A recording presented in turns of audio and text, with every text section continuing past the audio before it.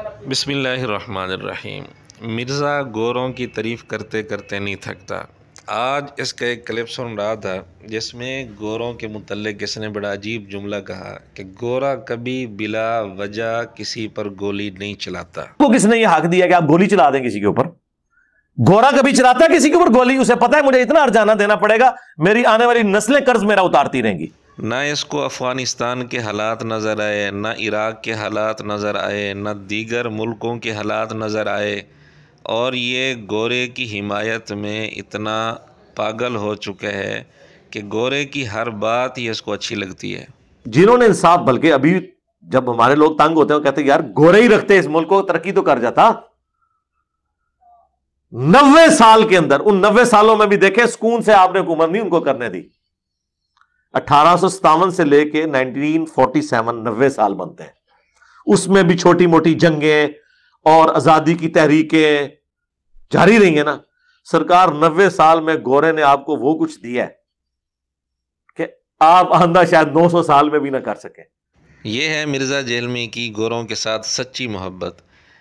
ये कहता है, शिकवा कर रहा है कि गोरों को आपने सुकून से हुकूमत नहीं करने दी। यानी नऊज़ुबिल्लाह, अंग्रेज़ों के ख़िलाफ़ जितनी तहरीकें चलीं, जिहाद हुआ और कोशिशें हुई आज़ादी की, ये सारी मेहनत इसके नज़दीक नऊज़ुबिल्लाह फ़जूल थी। और कहता है कि 90 साल में वो कुछ दे कर गए जो 900 साल में भी ये तुम लोग नहीं बना सकते। नऊज़ुबिल्लाह, काश ये सिर्फ़ इतना मुवाजना ही कर लेता कि वो दुनिया के एतबार से क्या कुछ दे कर गए हैं और दीन के एतबार से कितना नुकसान करके गए हैं, तो ये बात ना करता। मुल्क पाकिस्तान का ना इसको एटम बम नज़र आया, ना कोई और चीज़ें नज़र आईं। कहते हैं 900 साल तक ये चीज़ें तुम नहीं बना सकते जो चीज़ें अंग्रेज़ तुम्हें देकर गया है। और गोरों के साथ इसको इतनी मोहब्बत है कि बार बार कहता है हमारा मुकदमा गोरों की अदालत में ले जाएं, क्योंकि इसको पता है गोरों ने मेरे हक में फ़ैसला करना है।